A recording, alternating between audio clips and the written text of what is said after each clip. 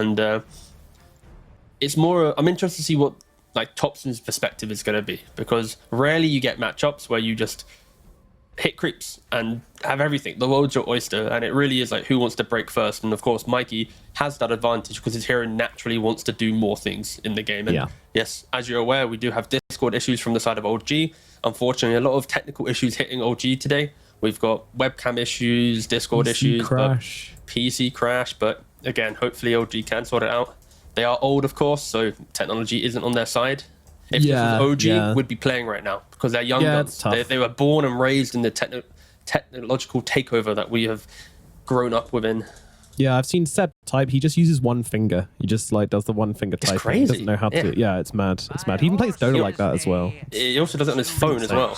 Oh wow, you see this? That was a YouTube Shorts. Don't know if it came through on mic, but I was going to do a little phone bit, but I didn't hear anything. I'll be honest. You didn't? Oh, thank God, it's just me. I'm going to mute my phone just in case. Whoop, that's now 0.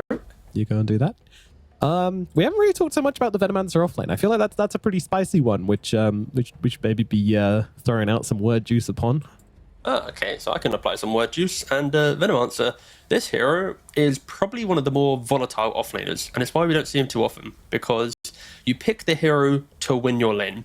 So now this whole concept of Venomancer is if you don't do well in your first 10 minutes, the rest of your game, you're not a point-and-click initiator. You don't really take over enemy areas too effectively. You can with Plague Wards, but if you're behind and just getting hunted down by Monkey King, you're just going to feed, right? So it is so important that your first 10 minutes go well, because then otherwise you become like, oh, I'll just buy Ags and jump in the middle of the fight and die. You know, it's like that concept is not that good. And in this game, I can see this lane going either way, right? Kuroki steps on his Ench, gets hit by some Janada plus Shadow Walk stun into Gale, dead. And now suddenly Seb gets that momentum.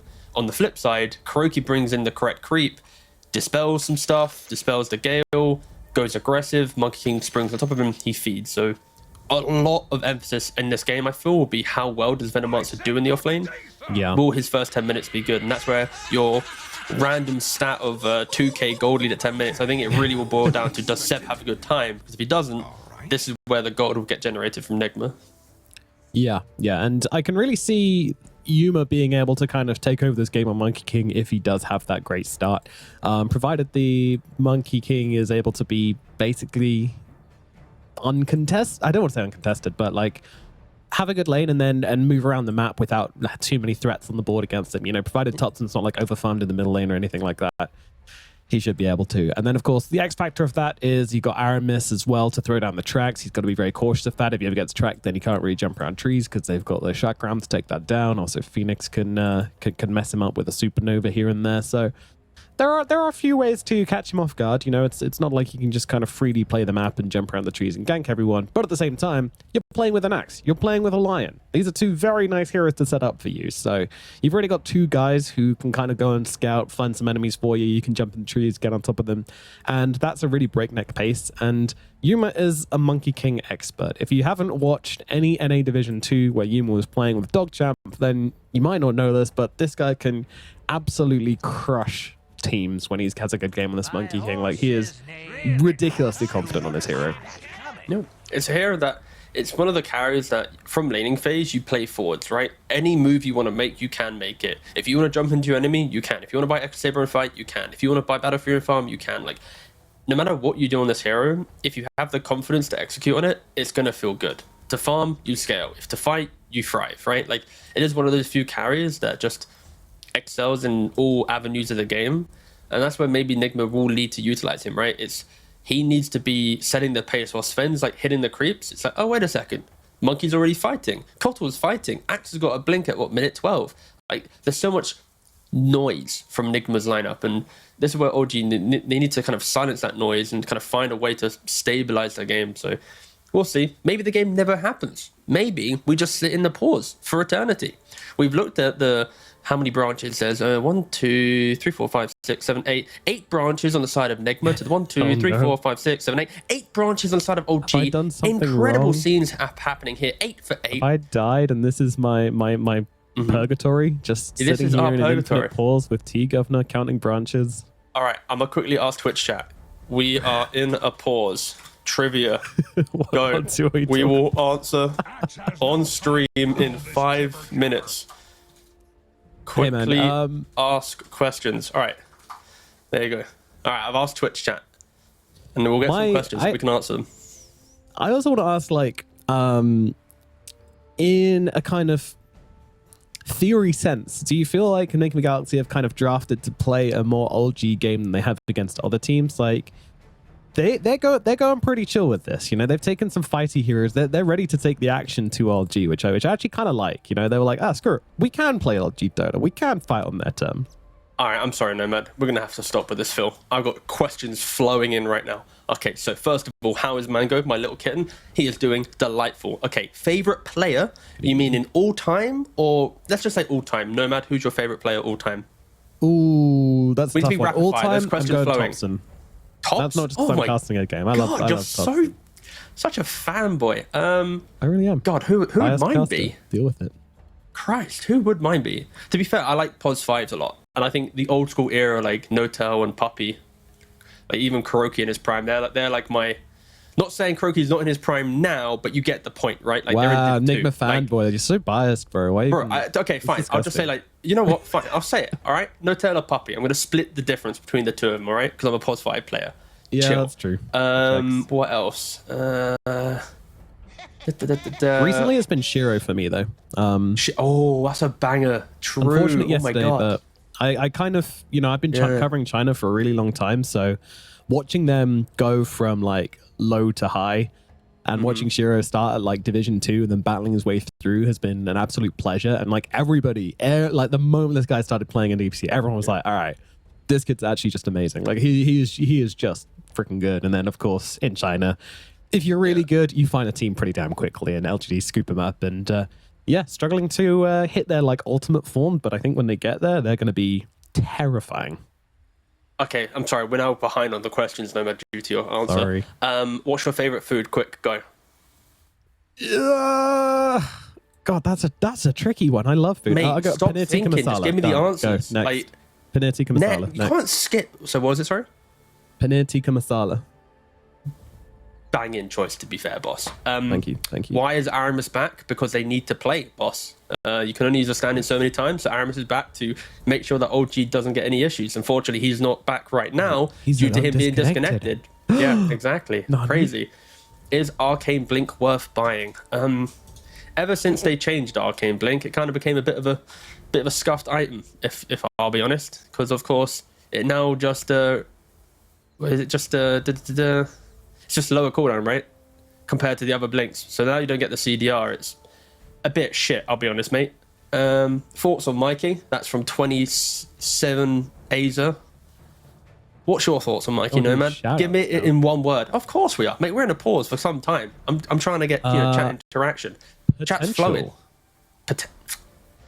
Bro, you're so... I'm going to say overhyped. No, I'm joking. No, it's good.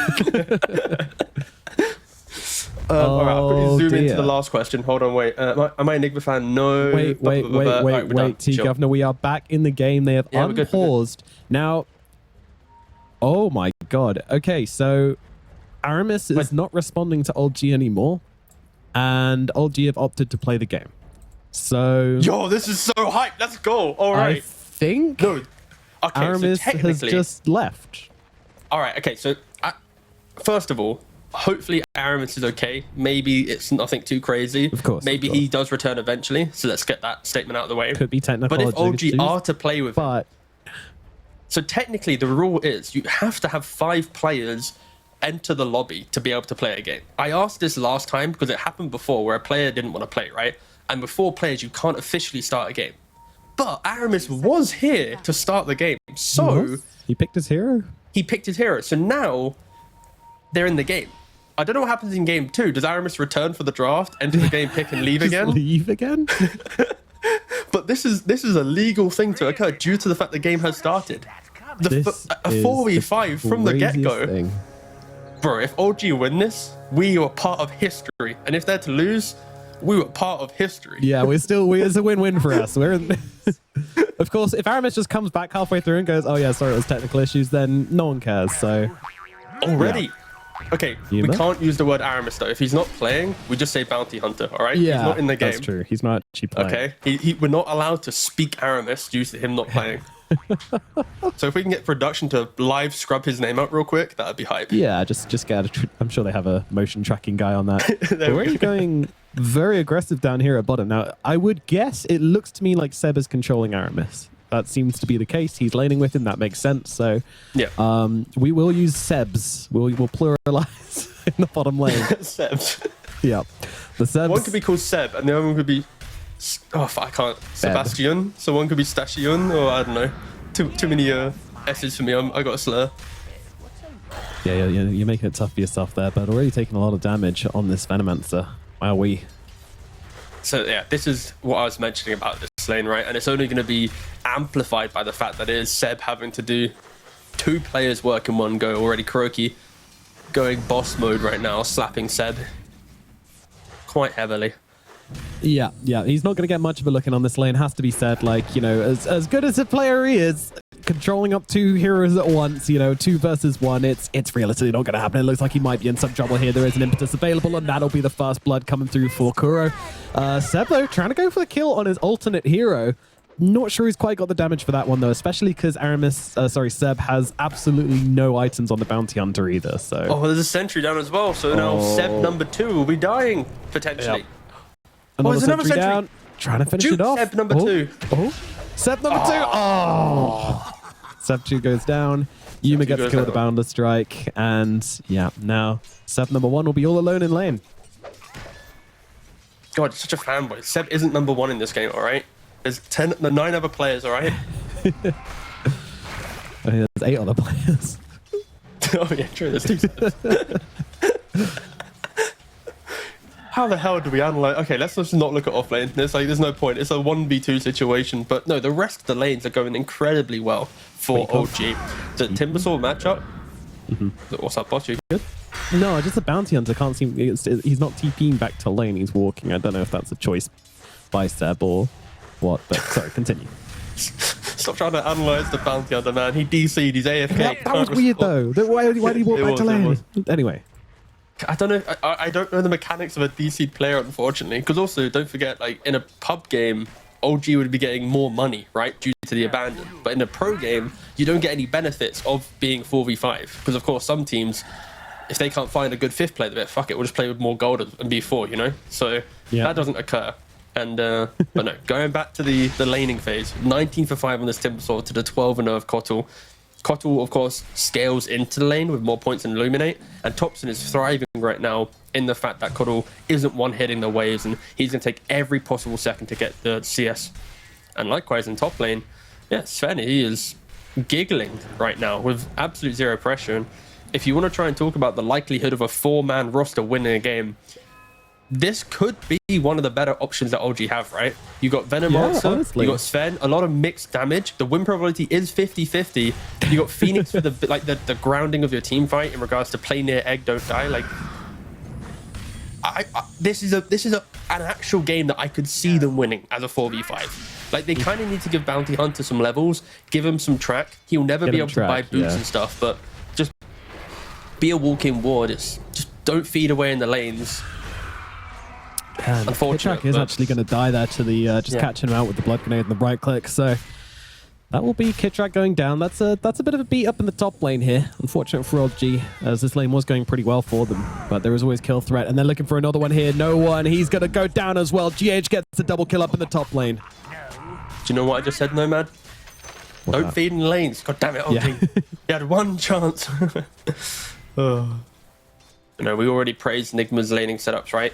Ench, Monkey King, Axe, Lion, like these lanes, they kind of play themselves out in their strength, and the early advantages that we see from OG were just because of like early CS advantage, and Seb already opting to ditch the lane and just go maybe into full-time jungle using Seb number 2, sorry, as a living ward. Or in a dead ward. He's not in the game, so he's technically not alive.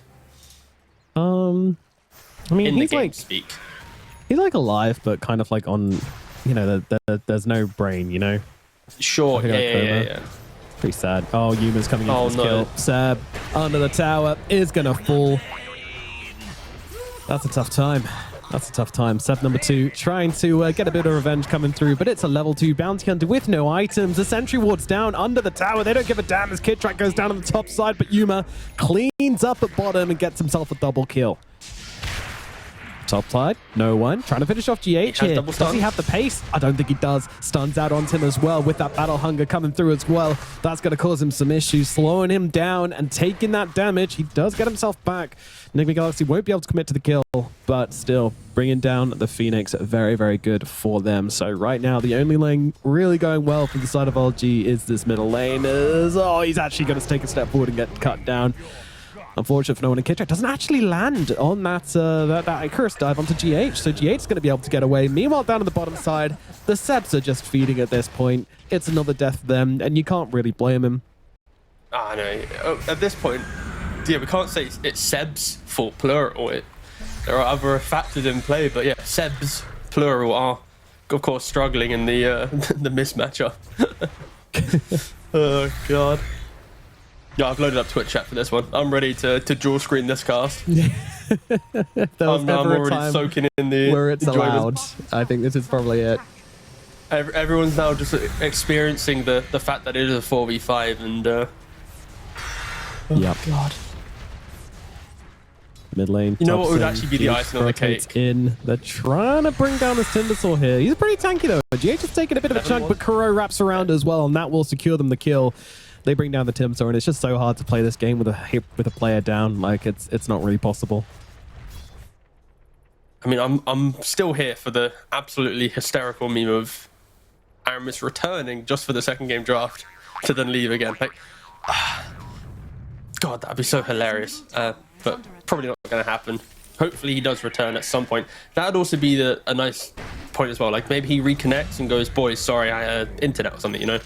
Again, yeah, sorry. I think the official reasoning was like something along the lines of they can't contact him right now, so that could be due to internet or power outages. You know, speculation is quite fun to do during a cast when it's 4v5, but hopefully there is this grand return and we get a series. We have hyped up how this series is like the big names of Division 2, how I was excited from the start of this DPC tour to see this game. I get to cast it as well, and now I have this, and already Nigma are trying to break the map, TPing around. Immediate stun. There are a lot of heroes up here on the top side. Make it all the full 5 for Nigma Galaxy heroes. They just try to collapse in an LG. Kid Track trying to escape, makes it through the twin gate. Mikey's giving chase, but he's having second thoughts about it. I mean, Yuma's going. Oh. Huh? He's gonna find. Oh, he doesn't find him. Kid Track. Nice movements from the Phoenix. Keeps him safe. Yeah, I'm kind of interested. So the Bounty Hunter did go for a Wisdom Rune. He picked it up, but it didn't appear on the side. And I think Aramis got XP for it. I'm not too sure. Seb, meanwhile, he's getting absolutely spanked here. No one comes in, but he's not able to do anything about it. And now in comes the ultimate from Yuma as well. They're still trying to fight up into this. They're trying to bring down the Monkey King. Do they have the damage? Yes, they do. Old Thompson comes on from the side, and no one gets the kill. Big pickup from Old G here, but there is always a caveat of how much difference is it really going to make? Well, we'll find out. Thompson trying to chase down Kuro here. Does unfortunately miss the Timber Chain. Seb 2 on the hunt as well. Damage coming through onto Kuro, and they will take him down. All right, a couple of victories for LG here. They are finding a little bit of light in this darkness. Yeah, nice Thompson rotation. He will be the kind of the beacon of light for OG. Seb, he's level 5. He shows himself mid lane for a second already. Mikey and GH throwing the spells into him. Yeah, they need to rally around Thompson, and maybe they can get something going. And yeah, of course, Nigma, they're not going to let down. Oh, he was so close to level 6 as well. I mean, does look like GH is going to suffer for this one, but they would really love to get the ultimate there on Sav. Just throw that one down. Oh, yeah, someone in Twitch chat just said that Monkey Business did win a 4v5, old OG team, against the Power Rangers. So it is ingrained. Knowledge. It is ingrained within the organization, within the players. I have no idea who was playing in Monkey Business back then, but still, I will use that one statement from, well, I even give him a shout, Spyro Man. So maybe 14 for 3 down, 3k down on the lead. We said that they needed a 2 to 4k lead on Nigma, and my gosh, do they have it? The 4k lead at the 10-minute mark. Yeah, that's double what I expected. So yeah, I also didn't expect there not to have a player on OG, so I guess that makes up for it. Thompson on the run here. He's actually going back in. He wants to try and bring down Mikey. He's going to be able to do it. What a read from Thompson. Gets the kill. Very nice, but still does eventually die. But I mean, that's a worthwhile trade if ever I've seen it. God, this is such an interesting series as well. It's like, I'm trying to like mind game. Like, if I was playing right now, it's like, does this count as Aramis playing the series, even though he didn't play a single minute of Dota? Like, does it tick? Like, wasn't disqualified, tick. They get one more pass, sure they take an L, right? But like, it's not like a bad L in regards to the Track cuts down the tree of Yuma here with that with the swoop in. He's and now Yuma taking heavy damage. Thompson's here as well. They're going to be able to finish him off. Another death for the Monkey King. Oh, gee, how are they able to find these? In this type of game, it's so easy to get that confidence, right? Like, everyone's experienced it in their ranked game, right? You see the enemy abandon or buyback, disconnect, all this stuff, type GG. Like, you get that kind of aggressive mentality. Like, we can go for things that we shouldn't have gone for before. And Nigma, they need to be careful. Like, they are up a healthy amount of kills. But when I look at that net worth and I see Timber and Sven slowly creeping up, that's all that matters. Like, Seb, he's now a support, right? This Venomancer, he might get a couple items, but it's nothing crazy. But the fact that you have a Timber and a Sven in your team, like, these heroes, they can scale and be super punchy. Like, Timber can go Axe, Sven can just pick up like a quick blink BKB. You execute a couple heroes. Like, there are avenues for OG to play this game. And Nigma, they need to be respectful of that. They just don't throw away these cheap kills on Nigma. And if you get a freebie on Thompson due to his aggression, that also helps out. Take it, absolutely. But is this a freebie? What's going to happen here? There's a lot of heroes TPing on across, and yeah, they're going to actually collapse on Kid Track instead.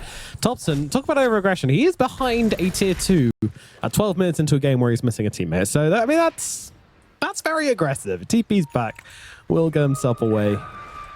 Also, I want to point out that every time Aramis gets caught out, Seb is tipping him. So I think there's some...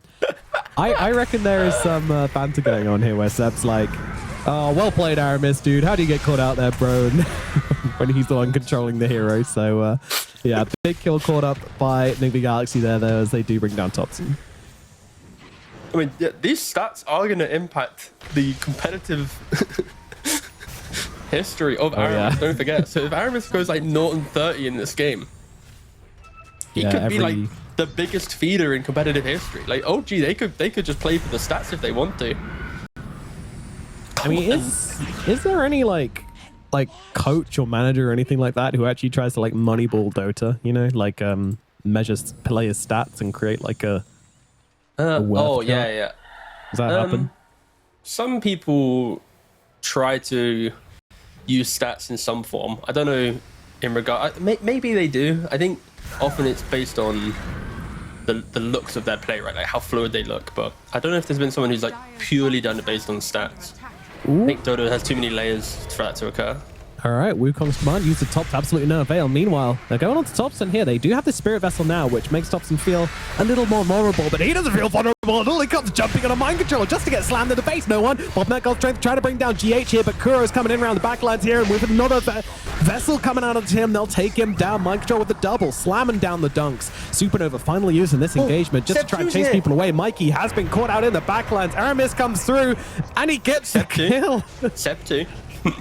Yeah, Seb 2 gets the kill. Important to mention, but Mind Control jumps in the backlines, brings down Seb 1. Kuro's going to get melted down by Kid Track, though, with that Sun Ray, and now stunned through onto 2 from GH. Call to follow as well. Mind Control, give him the rampage as he slams it down again. 5 heroes dead to the axe of Mind Control.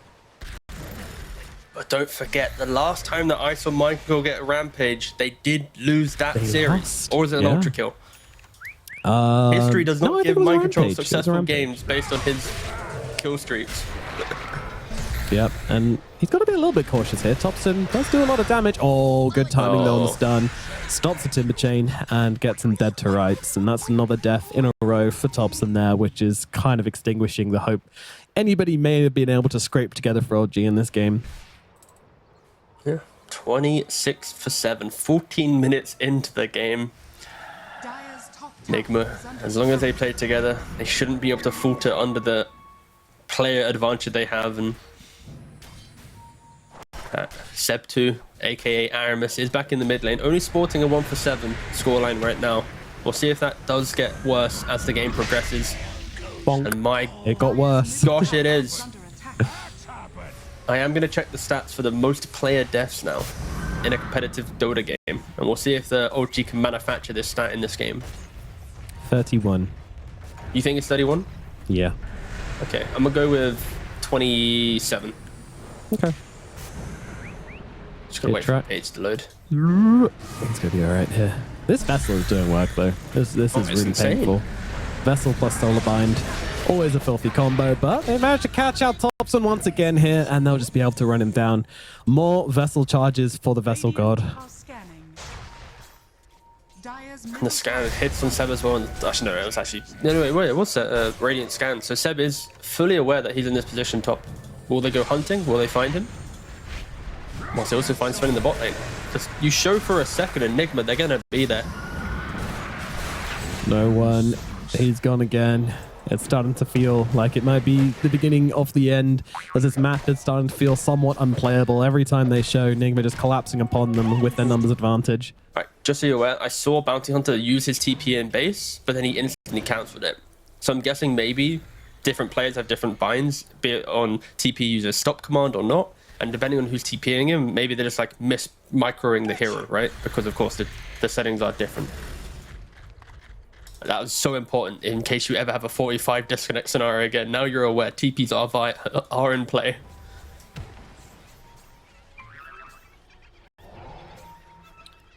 And this is, I mean, all right. So like it's important to kind of say like we don't know the full situation. All we know is that OG said we can't. Aramis isn't making contact with us anymore. That could be a variety of reasons, but considering the history, you know, there is.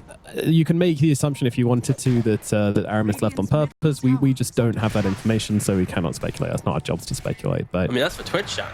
Yeah, that's what they do. That's Reddit and Twitch chat, all the live stream fails, all the drama stuff. We're here just to facilitate the game, and my golly gosh, this game is so one-sided. It's basically doing the job for me. We could just be quiet, and everyone would just enjoy watching Nigma run around the map and kill heroes. As I speak, Phoenix, another one. Another one. Some oh look, Seb shows for a second. Hey look, Mikey's here. Not going to die though, but already losing a fifth of his HP. Dude, what a feel-good game actually for Nigma. Like this is the series you want. You're about to play some like Riyadh tournament qualifier, like the potential upcoming like TI equivalent Dota tournament that everyone's saying is like it's massive prize pool. Like you kind of want this like feels-good series. You wake up in the morning, you play this game, like, oh, we hot shit, boys. I'm pretty sure Nigma is going to be like, eh. Yeah, no, they're not. They're going to not care about this. They're not even going to watch the replays. Now that would be hype. If they're like, probably just annoyed review. They're honestly probably just annoyed that they kind of have to be sitting around and just play this game out. Like, you know what I mean? Yeah, no, for sure. Again, we'll see what happens after this first game. Does Aramis come back? Of course, in they game could be 2. Scrimming, right? Like, it's not great for. No, oh yeah, this is not beneficial for a pro team. But this is where I'm already now thinking about what happens. Like, we're probably gonna have to wait like the mandatory 15 minutes after the game. We're probably gonna have to see what happens with the player. They can't really use a stand-in because of course they've already used quite a lot of them. Do they want to use it for this series after losing game 1? Probably not. Again, just a lot of questions that I'm excited to see the answers for. Like I live for this type of randomness in Dota. Like this is not Dota at this point. This is now just like a little mini side quest in the DPC. All right, I've loaded up the stats. I am cursed with this kind of thing, by the way. In a pro game. You ready? Uh-huh. Oh, I got it right. It's 27. 27. Yeah. Very good. Very good. Very impressive. Yeah. You're a king of dying.